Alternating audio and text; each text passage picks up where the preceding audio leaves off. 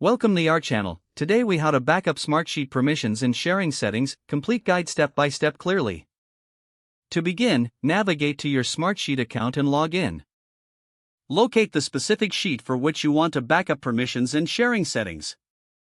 Click on the Share button located in the upper right corner of the sheet.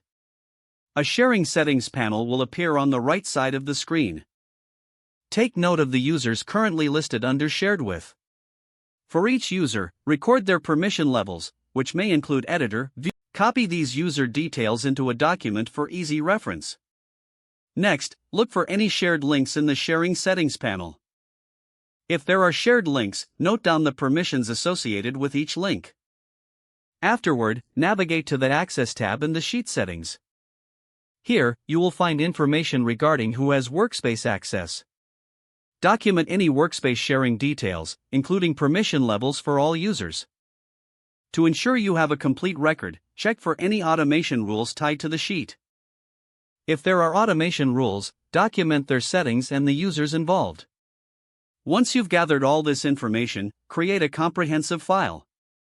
A spreadsheet format may be useful for organizing the data effectively. After saving your document, ensure it is stored in a secure location.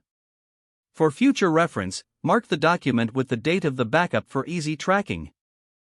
Finally, consider repeating this process regularly to keep your settings updated. If the page does not load, refresh the browser or try again in a private or incognito window.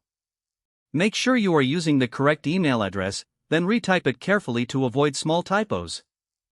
If your password is not accepted, use the reset option and create a new strong password you can remember. Check your spam folder for verification or security emails, then complete any requested confirmation steps. Enable two-factor authentication if available to improve account security and reduce unauthorized access risk. After signing in, review your profile details so your contact information and settings are accurate and current. If you see an error message, note it down and try again after restarting your device and internet connection. Log out when you finish, especially on shared devices, to keep your account and payment information secure. If the page does not load, refresh the browser or try again in a private or incognito window. Make sure you are using the correct email address, then retype it carefully to avoid small typos. Don't forget to like this video and subscribe to our channel for more step-by-step tech guides.